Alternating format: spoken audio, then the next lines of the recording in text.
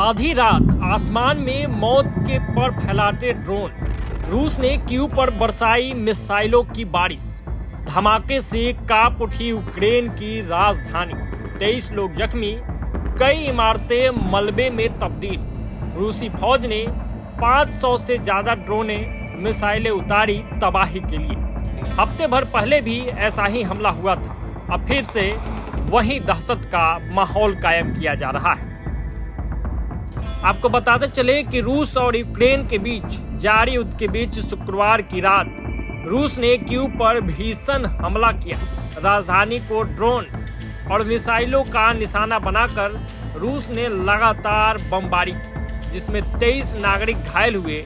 Kyiv के कई इलाकों में जबरदस्त तबाही हुई।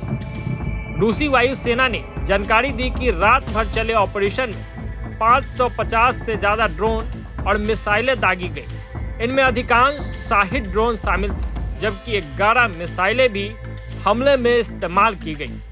रात भर कीव में धमाकों की आवाजें गूंजती रही। ड्रोन की तेज गड़गड़ाहट, विस्फोट और मशीन गनों की फायरिंग से लोग सहमे रहे। मेयर विटाली क्लिचको ने बताया कि हमलों का मुख्य केंद्र कीव ही था। हमले में कम से कम 23 लोग घायल हुए, जिनमें 14 लोगों के इलाज के लिए अस्पताल ले जाया गया।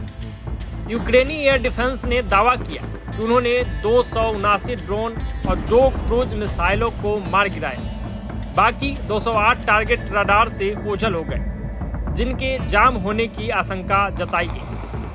आपको बताते चले कि सिर्फ एक हफ्ते पहले ही रूस ने यूक्रेन पर अब तक का सबसे बड़ा हवाई हमला किया था। उस हमले में 537 ड्रोन और 60 मिसाइलें दागी गई। कीव में कम से कम 10 ठिकानों को गंभीर नुकसान पहुंचाया था। इसके अलावा एक इलाके में 5 मंजिला इमारत का बड़ा हिस्सा गिर गया, जबकि 7 मंजिला बिल्डिंग की छत पर आग लग गई थी। रूस यूक्रेन जंग अब हर रोज और भयानक होती जा रही है।